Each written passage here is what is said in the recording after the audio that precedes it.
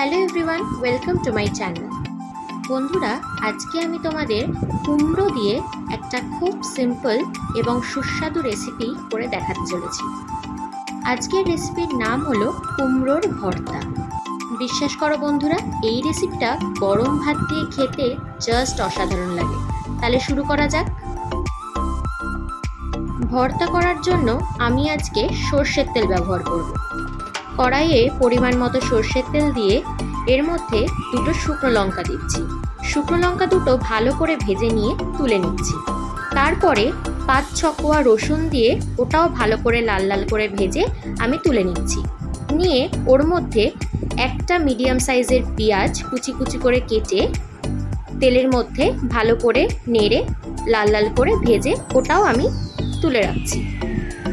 তারপরে ওই একই তেলে স্লাইস করা কুমড়োগুলো দিয়ে ভালো করে নেড়ে চেড়ে লাল লাল করে ভেজে নেব। তারপর ভালো করে নেড়ে নেওয়ার পর অল্প পরিমাণে নুন দিচ্ছি, দিয়ে ওটাকেও ভালো করে মিক্স করে আমি একটু ঢেকে রাখবো।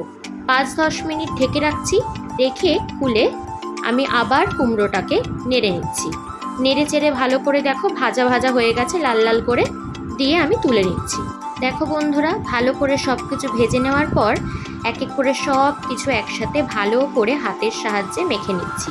যেহেতু এটা ভর্তা, ভালো করে হাত দিয়ে মেখে নিতে হবে। তারপর পরিমাণ মতো লবণ আর গরম সর্ষের তেল দিয়ে আবারও ভর্তাটাকে মেখে নিচ্ছি। তাহলে আমাদের তৈরি হয়ে গেল কুমড়োর ভর্তা। বন্ধুরা, এই রেসিপিটা তোমরাও বানিয়ে গরম গরম ভাত দিয়ে খেয়ে দেখো কিন্তু। তাহলে আজকের রেসিপিটা ভালো লেগে থাকলে please do like and subscribe my channel. Thank you.